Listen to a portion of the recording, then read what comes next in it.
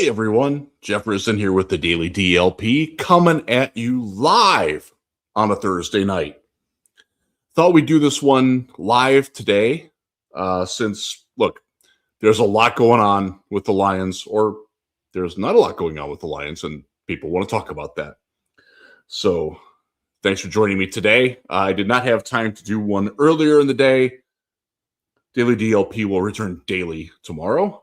We'll have something for you before I head out for the weekend. But we're going to do this one. Chris couldn't join me tonight. I tried to get Russ to join me. Unfortunately, he has football coaching duties that took over, so you get me for a little while. Special thanks to all of you who were tuned into the huge show today. I have been the huge show for the last 3 days. Appreciate Bill letting me sit in and host that. That was a lot of fun. Get to work with producer Trent, who I've not really worked with before. He's a good dude, so that was a lot of fun.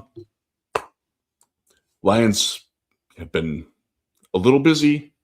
Today they hosted, unfortunately I couldn't get there because I was on the radio, but they hosted free agents today who they've signed.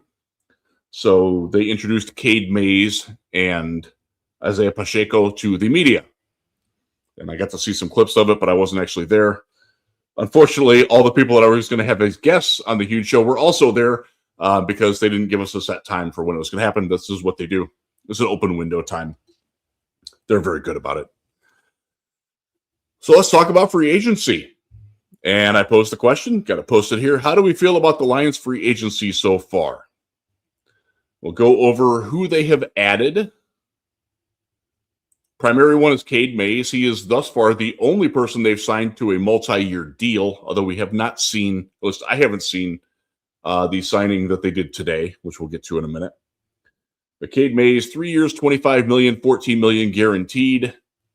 He is the new starting center, and that is a big one. That is a replace Graham Glasgow. I like that deal, and I think Lions fans are going to learn to like him a lot as well.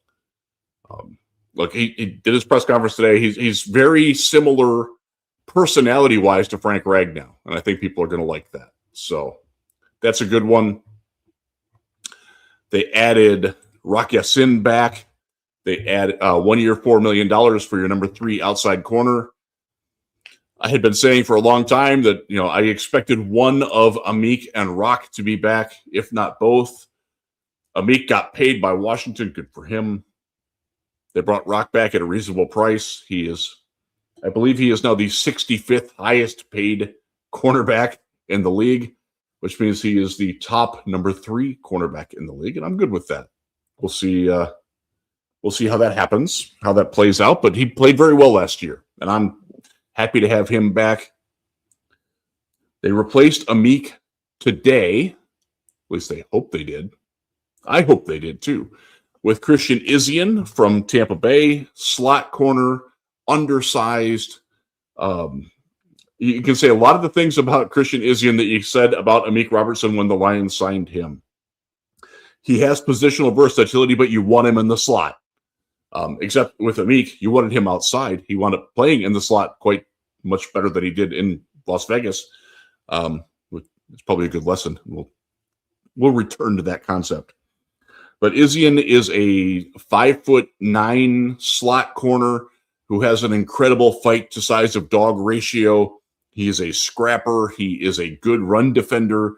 He has had mixed results in coverage. One of the reasons why Tampa Bay let him go. They replaced him with their 3rd-round pick a year ago, Jacob Parrish. Jacob Parrish is a better player. That's what you hope to do. You hope to replace guys like this. He was an undrafted free agent out of Rutgers. I like him. I have more on him later, but we'll wrap up the rest of the signings that we've got here. Let me pull up my list. You'll have to bear with me. I had a very difficult drive home, unfortunately. Yeah. So there was so where we do the huge show is from the iHeart Studios in downtown Grand Rapids. There's a country music concert going on at the Van Andel Arena, and it made it incredibly difficult to get out of the parking garage where too many people have way too much truck for the parking garage, and then also getting out of downtown was a nightmare. So it is what it is. They have added Larry Borom, offensive lineman from the Miami Dolphins, formerly the Bears. Has some starts at tackle and guard in the NFL. 1 year, $5 million, I believe it was. Not necessarily my favorite move of the year, but he does have experience. He is competing, my thought anyways, is he's competing with Giovanni Manu to be the number 3 tackle. I do not expect them to go into the season with their tackles being Penei Sewell, Larry Borom, and Giovanni Manu, and maybe Miles Frazier. Well, I'm still not opposed to having Miles Frazier be a tackle. I think that's going to be their first-round pick. I think everything that they've done in free agency tells you that that's going to be their first-round pick, or their second-round pick with edge being their first, because right now, edge number 2 probably isn't on this team. And I know a lot of people have a lot of angst about that. I can see it in the comments over here.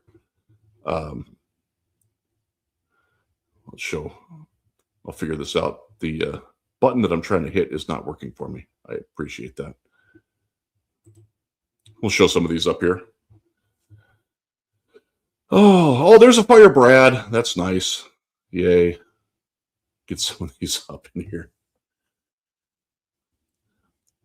Al-Qadim Muhammad would be wonderful to have back. I haven't actually seen that he got signed anywhere else. Let me look that one up real quick. He's a good player and did very well for that, and he is trying to cash in on his last year in the league. Let's see. Latest.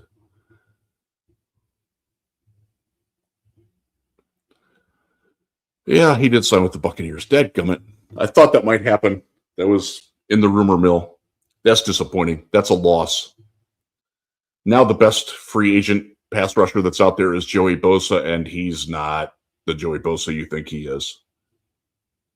Ask any Bills fan who you are friendly with their thoughts about him at the end of the year. He's been hurt a lot. He's the kind of player that we are trying to get away from in Detroit. The not quick off the snap, crush the can style, doesn't get early pressure. Battled a lot of injuries that have impacted his athletic ability. We're trying to get away from the Marcus Davenports of the world. I'm not saying that Joey Bosa is Marcus Davenport. He's clearly got more going on than Marcus Davenport does. By the way, he's still out there too. But that's not the kind of guy that you want to have helping your team. Honestly, it just is. It's just the way it is. There are other guys that are out there, but I think what we're seeing in free agency is where I think they're telling us their draft plan, honestly. They haven't really addressed offensive tackle starting, and they haven't really addressed the starting position opposite Aiden Hutchinson. Those are the two primary ones. All the other holes you can sort of fill with what you got. You know, you brought Rodrigo back. You brought Trevor Nowatzki came back today. Tom Kennedy just signed back. He is your Khalif Raymond replacement. He and Dominic Lovett will compete for that. I'm good with that. That's planned obsolescence on the Lions' part. That's smart. That's good business. Your number 4/5 receiver and punt returner, kick returner,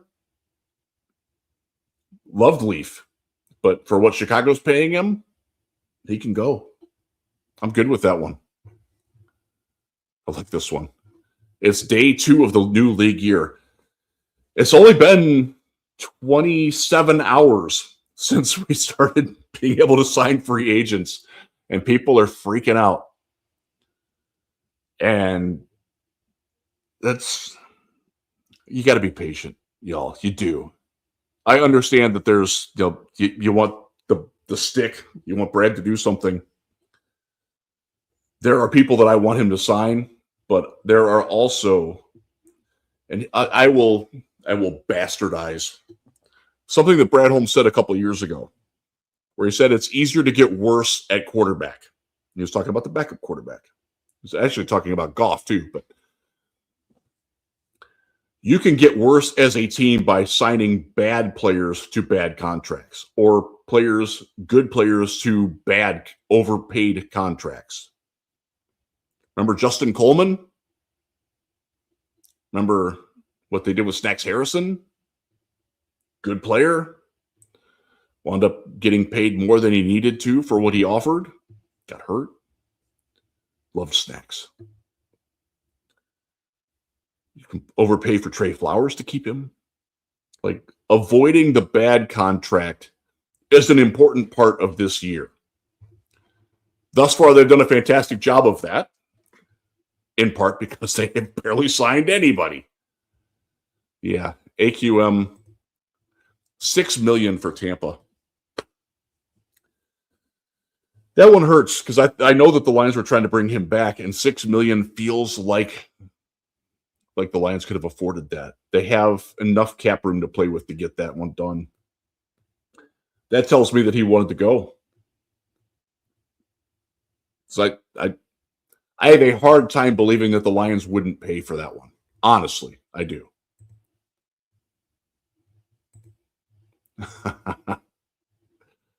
Please tell me they're not bringing back Davenport and Reeder. What about Cam Jordan? Cam Jordan is still out there. He makes a whole lot of sense. He's not a guy that you need to sign right away. If there were a bidding war for Cam Jordan, he would be signed somewhere. You can probably say that with more confidence tomorrow. But there's a lot of guys that are still out there who can help, Cam Jordan being one of them. AJ Epinesa is out there. Bosa's out there. Jadeveon Clowney is out there. He is not a Lions guy from my experience, but yeah. Appreciate the super chat, by the way. Thank you for that insane Lion fan fight. I like it. I don't think Davenport's coming back. I don't know that he's not, but I would be very surprised if he is because they have coveted him for 2 years and he's been a disappointment. He's let them down. I am praying to God that they have learned their lesson there, not to trust in Marcus Davenport. I wouldn't mind having DJ Reeder back. I think he did a very good job. I've talked about it a little bit on the dailies. One of the reasons that Jack Campbell became an All-Pro is because he had DJ Reeder in front of him. Now, it's not the only reason, but it certainly helped because there are still few nose tackles who are better at occupying blockers and keeping them from getting to the second level than DJ Reeder. I know he doesn't rush the passer. I know he doesn't get a lot of plays in the backfield, but there is a function and purpose for him as a reserve, as a role player. We lost Roy Lopez, who was better than him in terms of making plays, getting off blocks, things like that. He went back to Arizona. So there is a spot in that rotation. I would rather it be DJ Reeder than Levi Onwuzurike. I don't know how y'all feel about that.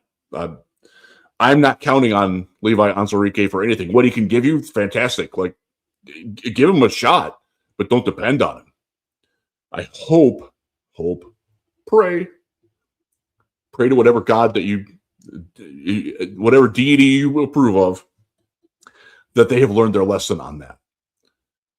To stop relying on oft-injured guys in roles and not have a plan B, because it feels like that's where they've been. I will say, and I've said it on the radio a lot in the last 3 days,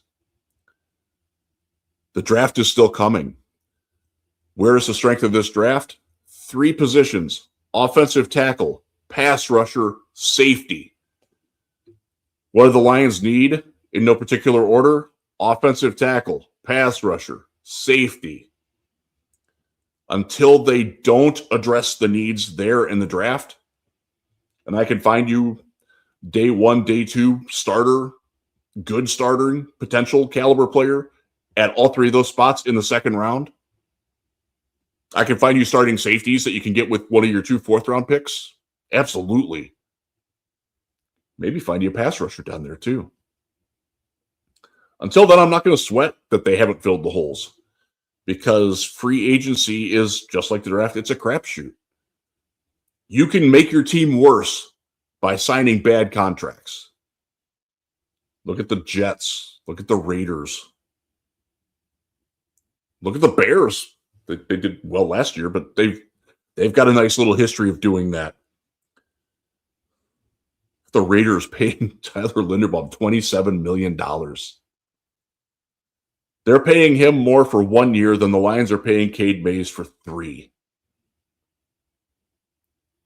For roughly the same player. Now, Linderbaum is a better run blocker. There's no doubt about that. But I like the idea of Cade Mays coming in. He's had 3 different offensive line coaches, 3 different offensive coordinators, and radical scheme changes and position changes amongst that time. I love the fact that he's going to get some stability. He is a center. He will be our center. He will stay in the same scheme, the one that he was best at, gap power, duo. It's what the Lions run. I'm bullish on that one. I like that one. And the more I've talked to people in Carolina, the more I like it. I like that one. I think most people will like that. What about AJ Epinesa? He is certainly a crush the can guy. Probably won't come any more expensive than what Muhammad just got. $6 million, $5 million. I'd be good with that. But he shouldn't be starting. He can be your number 3. Remember, that's what Muhammad was brought in as. Well, he was actually one of the replacement killers back in the 24 season when everybody got hurt. I need this. It was a long day.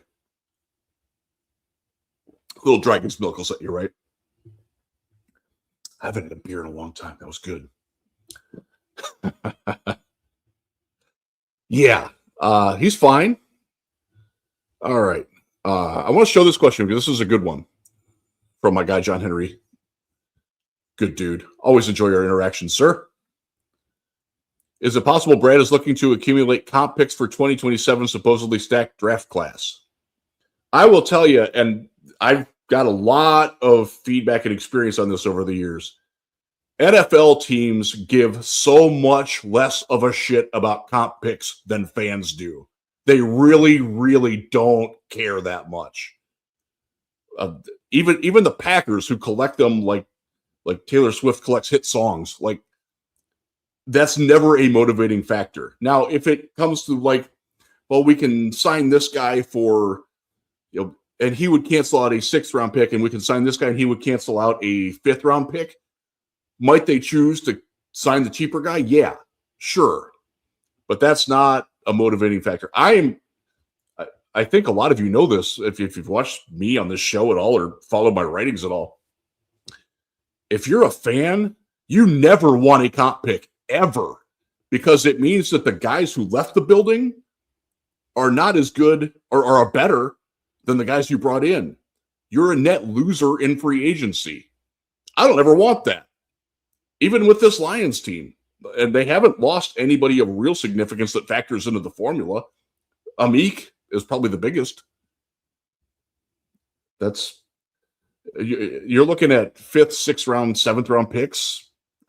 Sure, you can collect those and move up, but I'm consistently flabbergasted by how much attention fans of all, and this is all teams, because it's been every team that I've covered, and it's fans of all teams.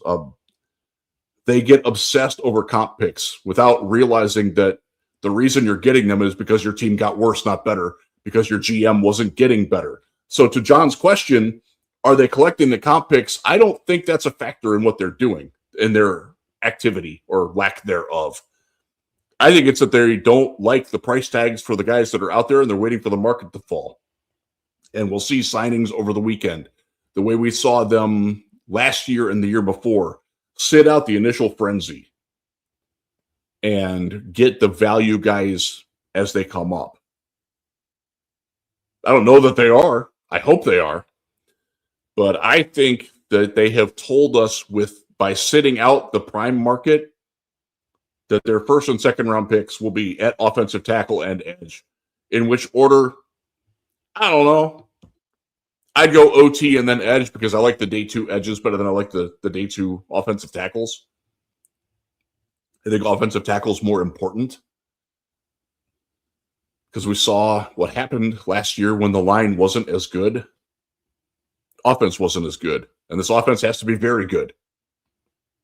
It needs to stay in the top 5. It needs to stay having the ability to outscore whatever the defense gives up. That's how this team is built. And if the defense gets better, I said it on the air today, if the offense stays as it is from 2025 in terms of like productivity and rank, and the defense is 15th in the NFL, 16th in the NFL, this team's winning the Super Bowl. Do they have a 16th ranked defense right now? No, they don't.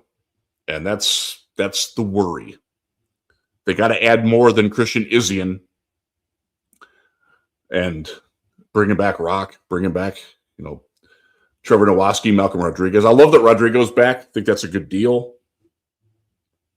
But there are guys out there who can help at safety. I know they lost Nick Cross today. He was out there, unfortunately.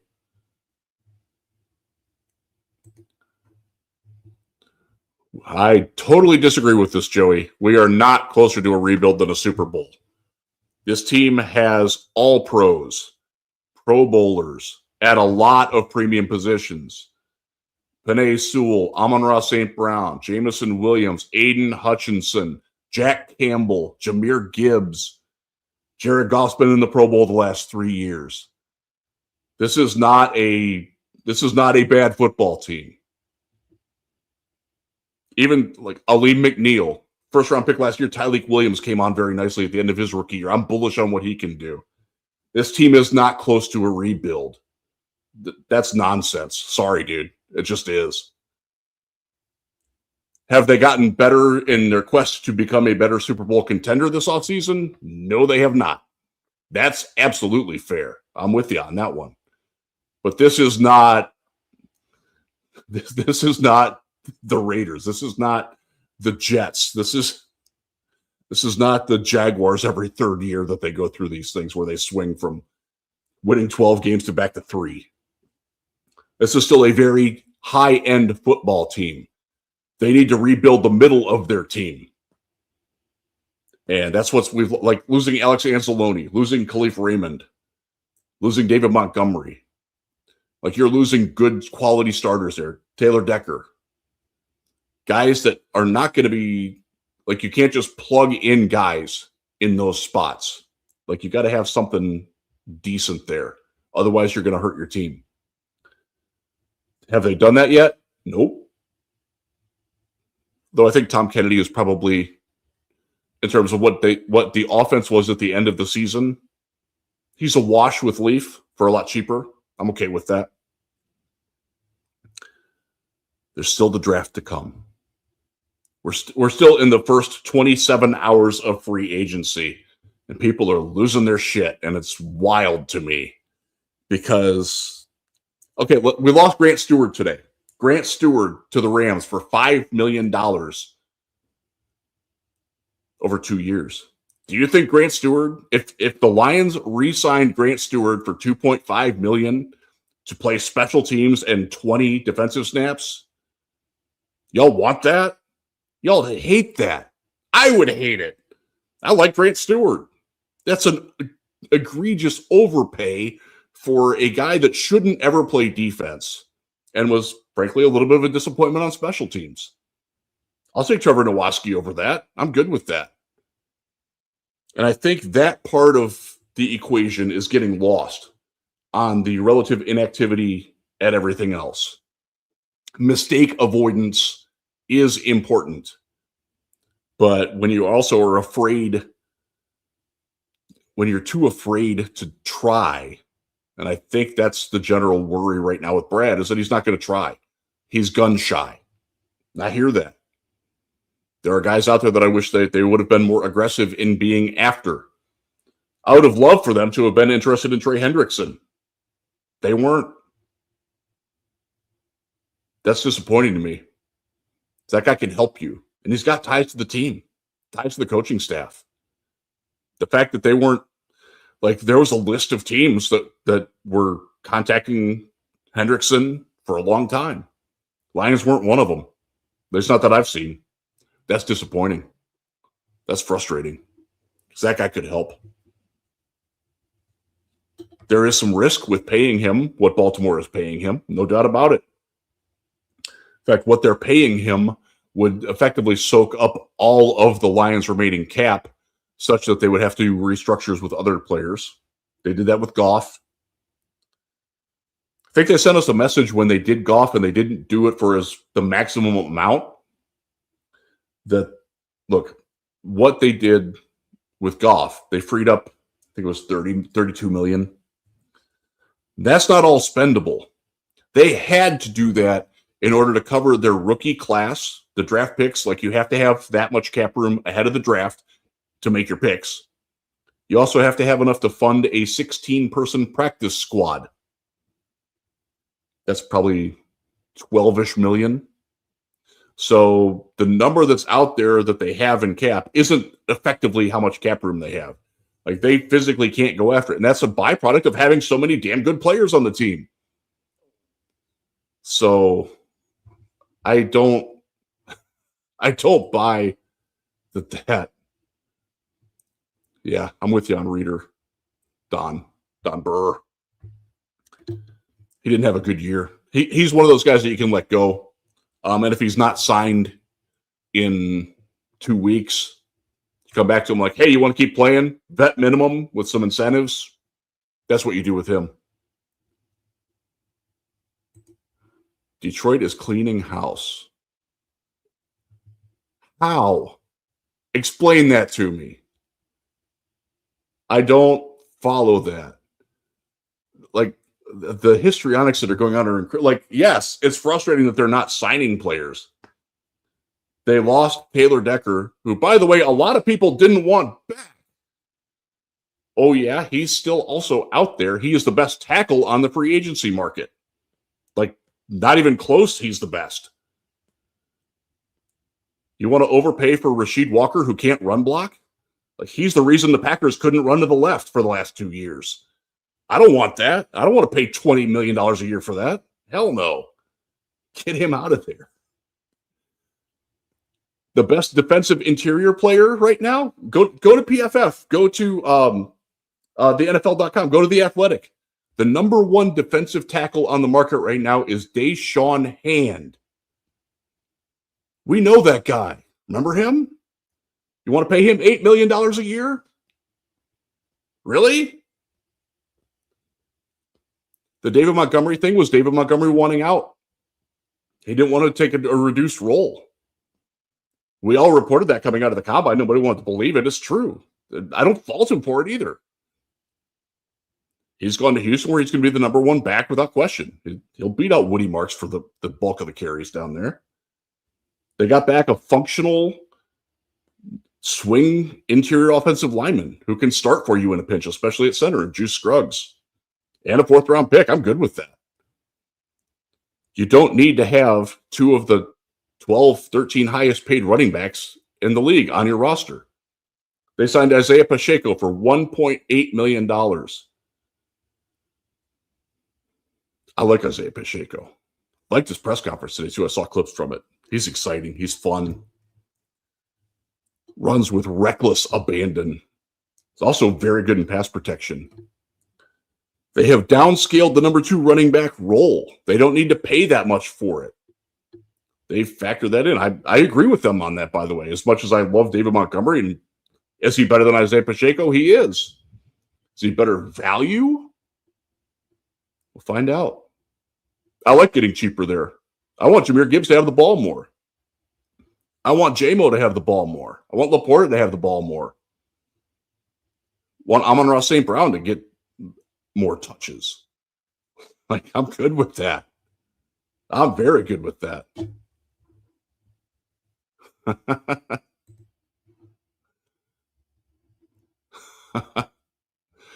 Why, when the stove is hot, Brad should have pounced on the opportunity. For what, though? Like, yeah, I don't know. This one, Joey, I'm with you on this. I actually still like Holmes, but can't deny that he needs to get back to a stellar drafting or the floodgates will burst. Yes, I am totally with you on that, Joey. They have got to have a good draft. This is a very critical offseason for Brad Holmes. And while I do like the fact that he's avoided making any mistakes and overspending on anything, if those first 2 draft picks and you're relying on them to start and they aren't ready, they aren't good, that's not good for Brad. Not good at all. Would they fire him? I don't think so. I doubt it. But you can't draft somebody at 17 who can't play. He's got to play right away and make an impact right away. Whether it's an offensive tackle, whether it's Caleb Lomu, Max Ahinecker, Spencer Fano, Blake Miller. There are pluses and minuses to all those guys. If it's a defensive end, Keldrick Falk, TJ Parker, Akeem Mesidor, Ruben Bain, who I've seen falling into that range now because teams are scared of his short arms, which I think is stupid, but you got to get a guy that can play right away and do more than what Tyleik Williams did as a rookie last year. Do more than what Terrion Arnold did as a rookie the year before. One of the issues that I think that has happened because they haven't done moves in free agency, with apologies to Larry Borom, the man who was responsible for the Hutch rule last year. Yeah. I'm happy with who we are losing. I'm with you on that. You've lost the ability to draft a developmental guy as your primary pick. Like Max Ahinecker in 2028 might wind up being the best offensive tackle in this class. Monroe Freeling is the same. I am convinced that he is going to the Cleveland Browns at the number 6 pick. That's one where Lions fans, if you're hung up on Monroe Freeling, I know my guy Russ Brown loves him. That's one of those, like, you pray that he's going to fall, but there are a lot of tackle needy teams who are going to like him and his upside. So I'm putting him in the unrealistic goals.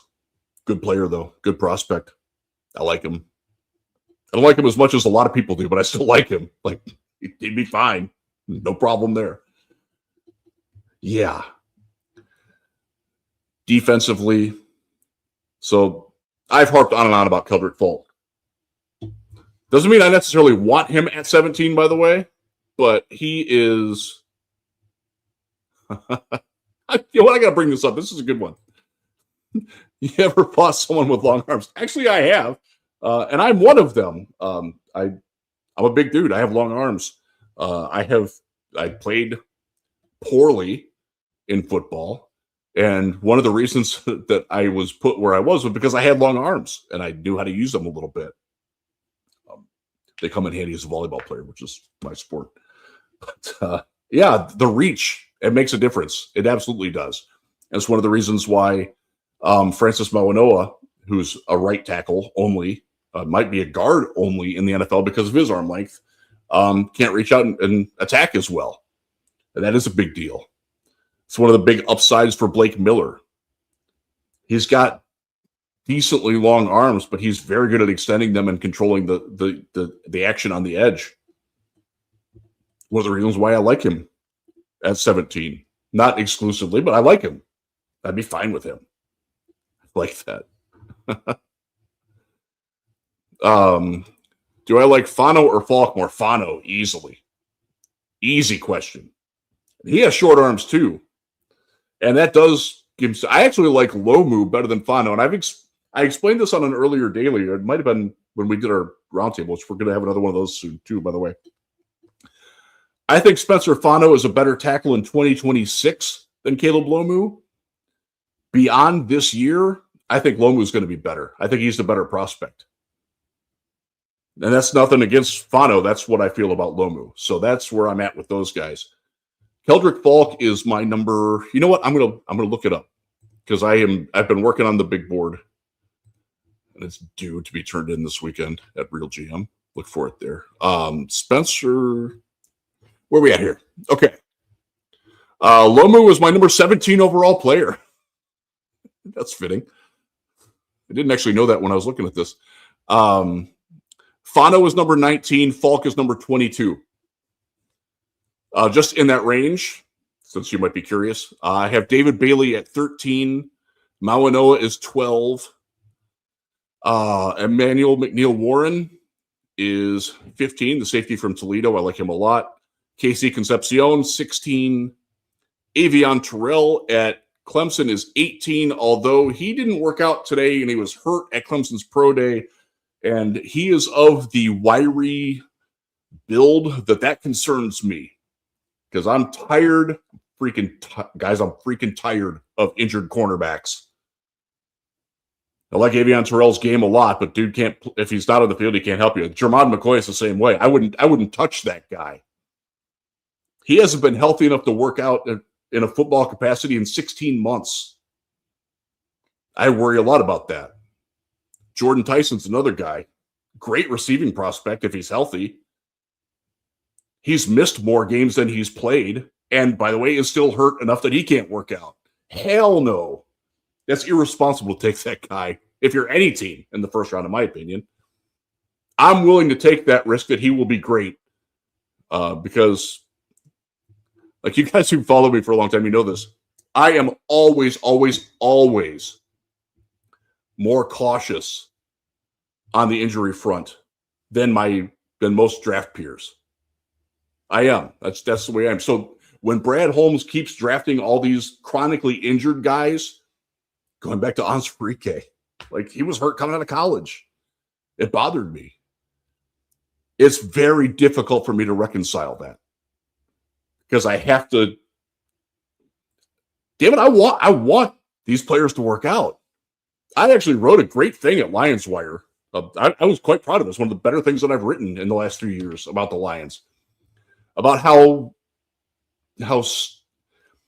mixed emotions came in when they drafted Ennis Rakestraw because I really liked the player and I liked the prospect and I saw how he fit and I saw the Lions' vision for him.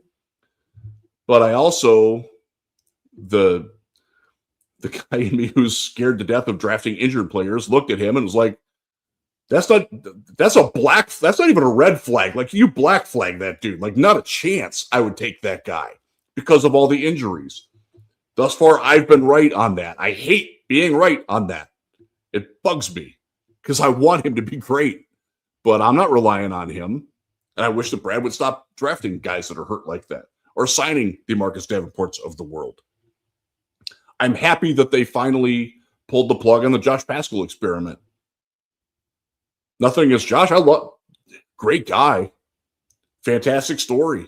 And was a good prospect coming out of Kentucky. But when you've had multiple soft tissue injuries, not including his melanoma that he overcame, it's very hard for me to reconcile when there's things like that. It really is. It bugs me. Yeah. And there's a lot of this sentiment. And I want to put this up here. And I'm not doing this to shame you either, because you're speaking for a whole hell of a lot of people. And your voices deserve to be heard. I thought I would never reach my limit unless finally I have. I didn't reach it when we went 0-16 like some people, but now I finally have. I don't understand. I don't share that sentiment. I don't really understand the overreaction to it, but there's a lot of people that are like you, dude. I feel you. I do. I'm not there. Now, if they draft an interior offensive lineman, which they have no use for anymore, and a tight end with their first couple picks, I might come down to you. Not going to lie. I'm good with the day 3 tight end, good with the day 3 interior offensive lineman. They technically do need a third tight end. They do. Unless you really like Zach Horton. He's okay. He can compete. Give me somebody else, please. Somebody a little higher end. I don't need Kenyon Sadiq at 17. I don't need Michael Treg in the second round, although the Lions are not going to have any interest in him because of his off-field stuff. Let's just cross that one off. Injured guys I don't need. Yeah. And look, again, we're 27 hours in. I'm not gonna get my stick out at Brad just yet. Maybe over the weekend, if they still haven't signed anybody else beyond Christian Isian and Cade Mays and Larry Borom from the outside, I might start to get a little more uncomfortable. But I'm gonna be a little patient on this, because a lot of the deals that I've seen out there for players that the Lions probably should have had interest in, or maybe did have interest in, contracts are ridiculous. They're awful. Tyler Linderbaum is not 3 times better than Cade Mays, but they're paying him that way. Some of the Alex Anzalone going to Tampa, I'm not paying him for the money that they're paying him. I'm not. I love Anzalone. I've championed him forever on this show. It was time. The fact that they haven't replaced him yet, okay, it's early. If it's still the end of April, after we're done in Pittsburgh with the draft, and their number 3 linebacker is Malcolm Rodriguez and the number 4 linebacker is Trevor Nowaski, then yeah, then I'm going to have some issues. Until that happens, I'm not there yet. I tend to be a much more patient person than most people, which is odd because we'll go back in the learn about Riz Machine. I taught middle school civics for a year, 7th grade, Petersburg, Virginia. Was statistically the worst middle school in the state of Virginia. I got hired there because 3 days before school was set to start, they put out an all calling emergency. I lived in the area and was tired of my job. I'm like, you know what? I'm going to put my history degree to use. I'm going to go teach. And I was woefully unprepared. But I also realized very quickly that I don't have I have a very low threshold and impatience for people that don't want to try and don't care. And that was my teaching experience. I left that. I wasn't good at it either. That helped. Now here's something that's proactive. I like this.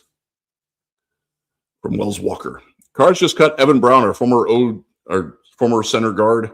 Wouldn't mind him coming back if the price is right. Still just 29. Should have some decent years left. I'm fine with that. He can come back and compete. But right now, like, you don't really need a lot of interior offensive line help. So let's go over the offensive line. Penei Sewell at right tackle. Best in the league. Tate Ratledge at right guard. Best rookie guard in the league last year. He appears to be staying put. He's got a lot of Pro Bowls in his future if he plays the way that he did for most of his rookie year. If he irons out the inconsistencies in his game, he's going to live in Pro Bowls. Whole lot of David DeCastro in him. Whole lot. Center, you just signed Cade Mays for the next 3 years. He's certainly your starting center for the next 2 years. Christian Mahogany is back. Juice Scruggs is going to challenge him. Who knows what's going on with Miles Frazier? I don't. I wish I did. He can play guard. Played at LSU. Played well enough to get drafted in the 5th round.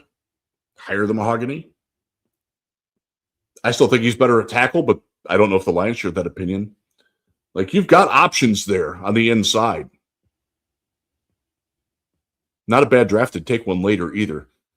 This team desperately needs a tackle. A starting left tackle, or if you want to draft a right tackle only, like Blake Miller, you can move Penei to the left side. I'm good with that. Not my preference, but I'd do it. I'm okay with that. I'm good there. So I'm not in. Yeah. Yeah, I'm not in that state. But Evan Brown's fine. I'll answer this one because this is a good question. I know a lot of people have asked me that in private, so we'll go public. You have been doing Daily DLP and the daily for a bit now since leaving Lions Wire. How's it all going for you? I know it's a lot doing a daily and daily. Well, just so appreciate. First of all, thank you, Ryan. I appreciate it. I am really enjoying doing this. It's fun. The fact that I am still writing and I have written content here as well. Put up the an interior offensive lineman for every round. Ironically, yesterday, I've got more of those coming. Safety and offensive tackle are in the pipeline. They are drafted. I just have to flesh them out. I'm enjoying it a lot. I do not miss the busy work that I had to do there at USA Today Lions Wire. There was a lot of having to do a lot of extra stuff, but it's good. I don't have anything against them. It's all good. Really random, but have you heard any update about Kirby? Other than what he's posted on social media where he had the needle sticking out of his knee, which I'm weirded out by that. I can't do that. Like I know there's a lot of people that believe in the acupuncture and acupressure and all that. Was it Reiki? That's not me. I don't ever want that. I'm deathly afraid that what will happen to me is what happened to TJ Watt when the Steelers training staff collapsed his lung by needling or whatever. Like, I don't want that. A little afraid of that. Sorry. So I don't know where he's at. I know he was throwing out T-shirts at was it a Pistons game maybe recently? I will say, and I want to have Dr. Liao on the daily. We're working on getting that set up. But one of the things that he has suggested is that there's the potential that he has osteonecrosis in the knee. And I can speak to that because I have it in my right knee. And I will tell you what osteonecrosis is like. I got mine from a contact injury. I went up to block in volleyball and I landed. And as I landed with all my weight in my knees, as I got down, a guy's knee went into the top of my knee. And it effectively, osteonecrosis means bone death. It killed the bottom of my femur where it attaches into, like, it's like you normally have, like, when it shows up on an x-ray, it's white. Mine's gray, like a weird dark gray. And I will tell you, I have good days and bad days. And I'm significantly older than Kirby Joseph. I am no longer an athlete, hardly. But I will tell you, there are days where I'm fine. Like it's 100%. And I feel like I can get out and still dunk a basketball. I can't. Dunk while you can, because it sucks when you can't. My advice I give every basketball player. But there are days where it's tough for me to walk up the stairs that are right over here. Where if I try to go, like it's my right leg. If I try to walk up the steps with my right leg leading, I can't do it. Like I just don't have the strength in it. And it's variable. Like if it's cold out, it's worse. If I worked out hard yesterday, today will be bad. That sort of thing. I don't know that that's what Kirby has, but that's my experience with that specific diagnosis. And it's tough because, again, you have good days like where I'm fine, like I'm 100%. And then there are days where I'm like 60% and want to curl up and die. I imagine that's probably where he's at, unfortunately. So I don't know about that one. Yeah. And there's a lot of people here chiming in on the acupuncture. That's fantastic. Like get relief however you can. Like that's great. It's not for me. I hope it works for Kirby. I really do, because his defense is different when he's back there. He's an all-pro. Best interceptor in the game. He also, if you ask Vikings fans, you all know what I'm talking about. There's a certain level of, if you're a receiver going across the middle or tight end, TJ Hawkinson is an example. Where's Kirby? Where's 31? Where's he at? I got to worry about him. I like that. I like that a lot. I grew up and came of football age in the late 70s and early 80s, watching guys like Jack Tatum and Joey Browner, Ronnie Lott. Guys who weren't afraid to bring the wood, but could also cover. And that's Kirby. Kirby worked very hard at becoming a better tackler. Coming out of Illinois, I remember the first training camp. I remember the first mini camp day. Brian Duker was the safeties coach at the time. And Kirby was diving at feet, missing. Duker laid into him. And the progress that he made as a tackler and as an all-around defender, because the coverage was always there, is impressive. God, I hope he's back. Because if he's back, man, that answers a lot of questions on the back end. We know we're going to be without Branch till at least, realistically, Thanksgiving. That sucks. He's a weapon. About the only good thing I'll say about missing Brian Branch there is that we will learn if he's replaceable or not and for the price, because he is due a new contract. And if they learn that they can get by without having to pay him $27 million a year, $24 million a year, or he's going to prove that he's worth it, and they'll know that he's worth it, and they'll pay him. Hopefully he gets back from healthy. That's what we want. I like this one because this is true of a lot of the players that are out there. Have you heard anything about Taylor Decker being wanted anywhere, visiting anywhere? I have not. Same's true with Rasheed Walker, who's the other primary top tackle that's out there. Again, Decker's a lot better than him. I would not be happy signing Rasheed Walker to anything more than like, I don't know, $8 million a year. I think he's overhyped. I think if he was coming from Cleveland instead of Green Bay, I don't think he'd be hyped nearly as much. By the way, no on Jack Conklin. Heard some things at the combine that would lead me to believe that the Lions wouldn't have a lot of interest in him anyways. I'm excited that the Bears signed Jedrick Wills. Honestly, dude is not a Lion at all. Like, at all. Had no interest in him. He is the kind of player that I want to see a rival sign, quite frankly. They said, look, they didn't break the bank. The Bears did a good job in not overpaying for him. Worthwhile shot at a reclamation project, but I wouldn't put any faith in it. Dude did not like playing football. It was painfully clear to his teammates in Cleveland. Wyatt Teller's out there. I'd be happy with that. Joel Bitonio is one of my all-time favorite players. I'd love to have him, but I think he's retiring. We'll see. Yeah. I like this one. Just we need to have more of this in the world. Like, I am a massive proponent of you are my opponent, not my enemy. But I don't mind when the enemy wants to be, or when the opponent tries to make itself the enemy. I don't have a problem with punching back at that. And Chicago seems to be in that state now. So, yeah. In honor of Isaac, World of Isaac, rest in peace, and F the Bears. I can drink to that.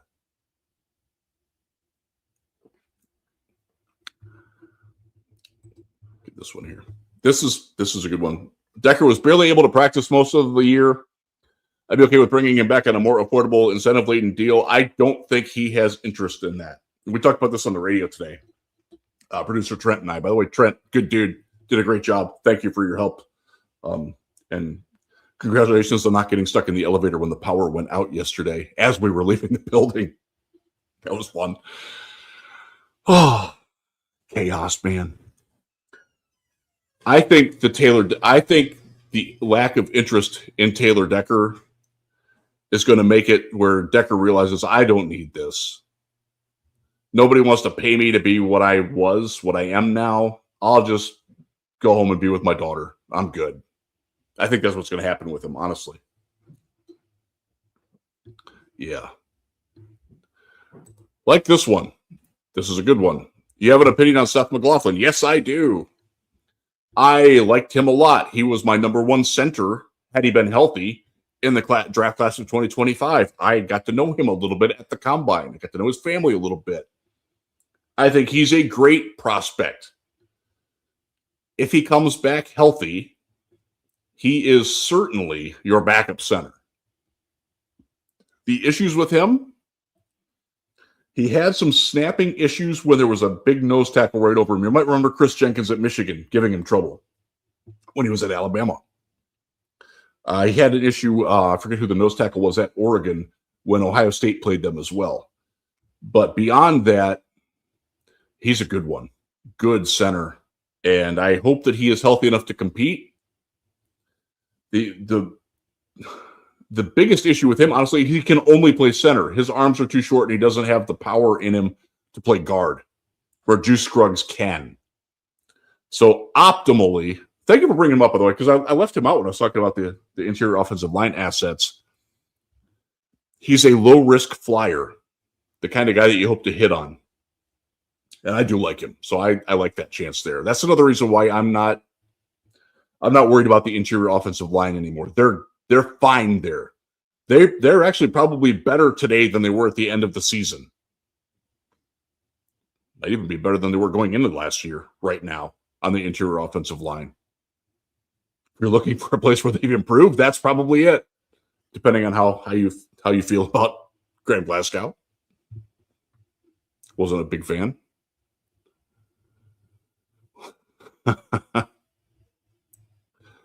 Oy. Love the tape on our new center. Me too. Talked to a couple people who cover the Panthers. They both brought up the fact that he has been bounced around from position to position in blocking scheme and offensive scheme to offensive scheme. Again, we talked about it earlier. 3 offensive coordinators, 3 offensive line coaches, and 3 distinct blocking schemes in 4 years in the NFL, while bouncing between all 3 interior offensive line positions. I think stability for him, continuity, is going to do a ton for Cade Mays. Because I will go back to when he was at Tennessee and also at the Senior Bowl. He was really good. Good player. Good chance. I like this signing a lot. Wish they had a couple more of them, not going to lie. I still want a safety. I feel pretty good about I actually like the draft class a lot. I want another veteran. I do.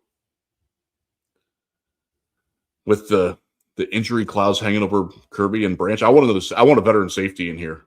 And I'm not even going to be like super picky about it. As long as you don't overpay him, I'm good. I want somebody better than Avonte Maddox was last year. Avonte was great in Dallas, the Dallas game.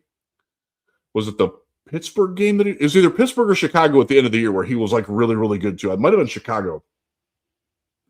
The rest of the time, he was the guy that the Eagles media told all of us that he was and probably shouldn't be playing anymore. I guess he could come back. Okay. Fine. Yeah.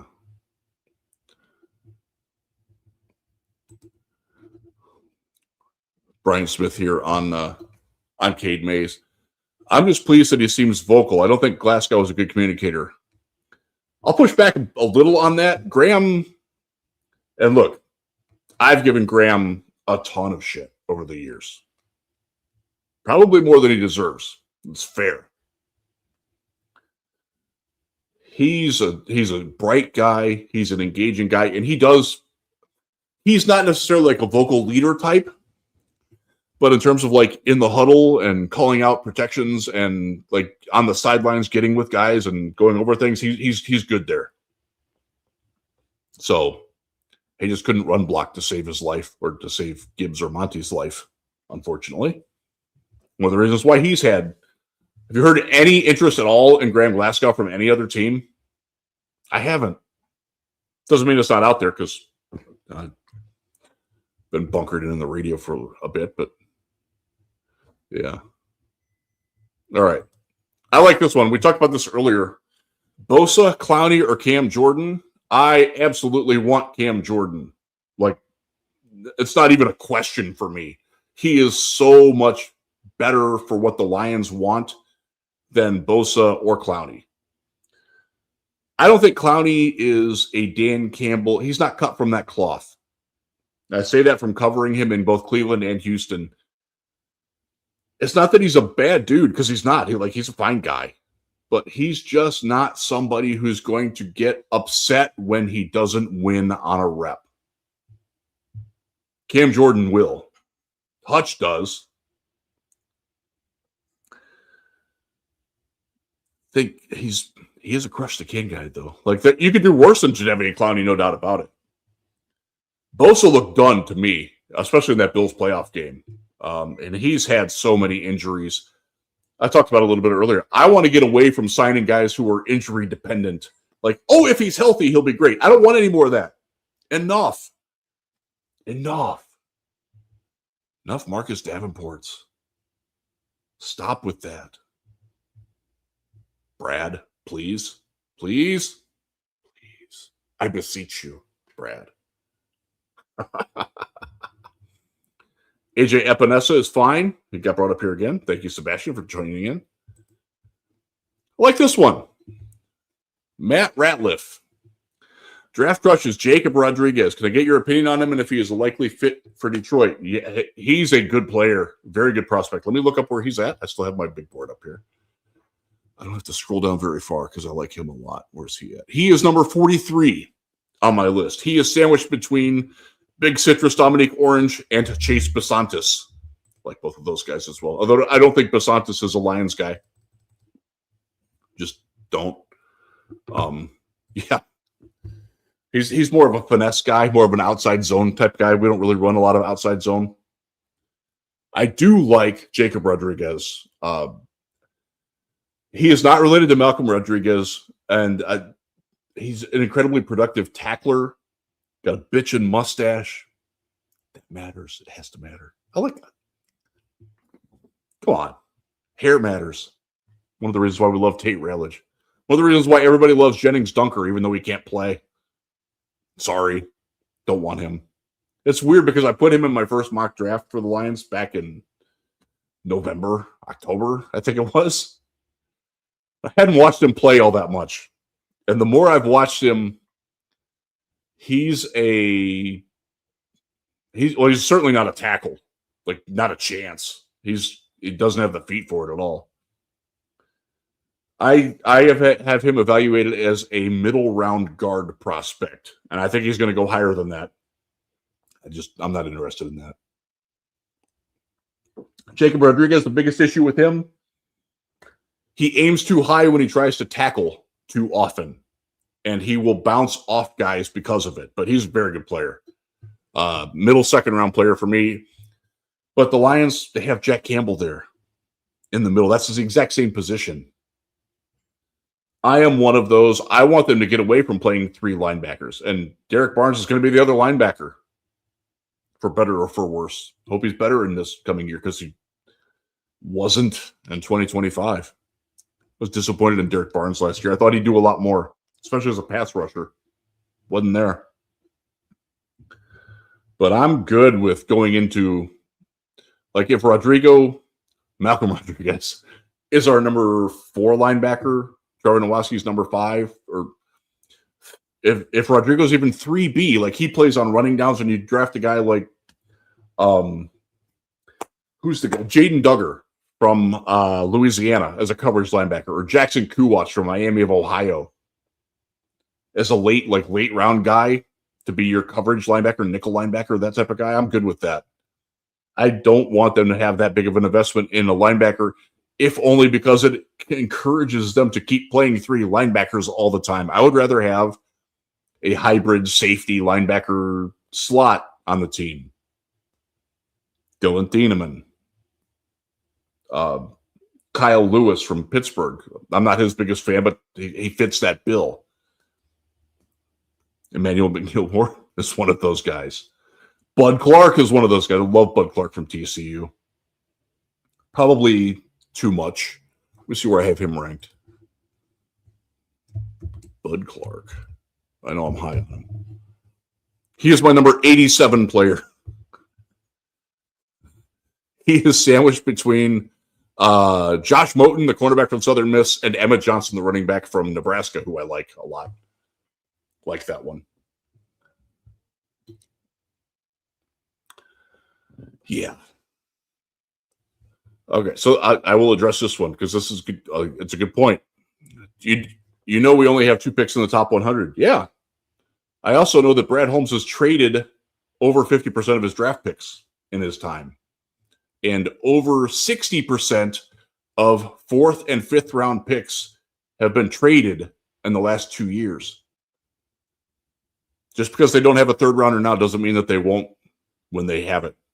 And it could be where, like how they moved up to get Manu, which obviously hasn't paid off, but they traded a future 3rd to pick up a 4th. You can trade next year's 3rd to get in the bottom of this year's 3rd if you want to, if there's a player that you really want. So I'm not shaken up by that. And but also in this draft, the player that you can get at 60 might not be any better grade-wise than the guy that you can get at 120. So that's a weird area in this draft, but I'm not concerned about that. If you're getting a starting edge and a starting offensive tackle with your first 2 picks, like I hope we do, and I hope a lot of you think that they do. I think a lot of you hope that they do. Yeah, I said that right. I'm good with the rest being depth. This team doesn't need stars. They've got plenty. They need middle-class NFL players. That's what this draft's good at. You don't need to have another star tackle. Would it be great? Yeah, it would. You can get by with, like the way the Vikings have gotten by with Christian Darrisaw and Brian O'Neill. Panay is better than either of those guys by a lot. If you have an A+ right tackle, and the Lions do, you give me a C+ left tackle, we're good. The better at run blocking they are, the better. You don't have to have stars at every position. The Lions have more stars than most teams already. Like, this is not a draft or a free agency where you need to be chasing those guys. That's one of the things that I hope I've stressed over the last few days on the radio and on the daily and being with you here. I think we forget how much top-end talent is on this team. Yeah. Like Shane said here, we have the core. You're damn right we do. It's filling in around the core that is the issue right now. And what is going on around the core is not as good as it was when the season ended. That's plain fact. It'd be nice if Brad threw us a bone and signed somebody over the weekend. I do need to talk more about Christian Izien. I need to get more information on him. I will share. I texted with my friend John Ledyard, who covers the Bucks. I asked him, try to get him on the air today, but it didn't work out timing wise. But I will read you what John Ledyard sent to me when I asked him about Izien. Forgive me for squinting. Izien is a tough, smart player who plays fast and can handle the mental workload of preparing as a nickel cornerback or as a safety. He's even played a little outside cornerback in Tampa Bay. What he gets, he earns with IQ and mental processing. He's too lacking in athleticism and physical dimensions to be a starter.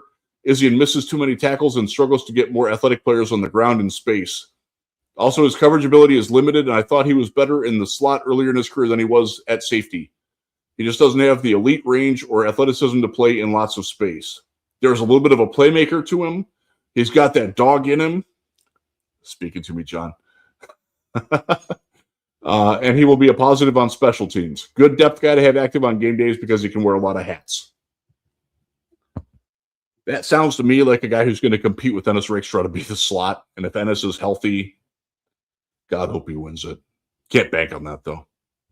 Thank you, John. Good guy. John and I go way back. We were part of the draft breakdown crew. I miss that. Still, to this day, my favorite 3 years place that I ever worked.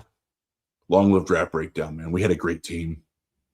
me, Justice Mosqueda, Kyle Krabs, Joe Marino, Mark Schofield, Brian Perez, Ledyard was there, Trevor Sycamore was there. That was a fun group, man. The good old days. The peak of draft Twitter. Love that time. Love that time. All right, guys. I've been talking for most of the last 6 hours, so I'm going to wrap this up in just a little bit because I need to eat, rest my voice a little bit. I thank you all for joining me on the live show. We're going to try to do something live, whether it's me and Russ, me and Chris, me and Scott, might be me and Gray, early next week. I am gone this weekend. I'm going down to watch my son and Michigan Tech play in Canton, Ohio, in the NCAA D2 basketball tournament. I will still give you dailies both days. This will be just to give you an idea of why I might look tired.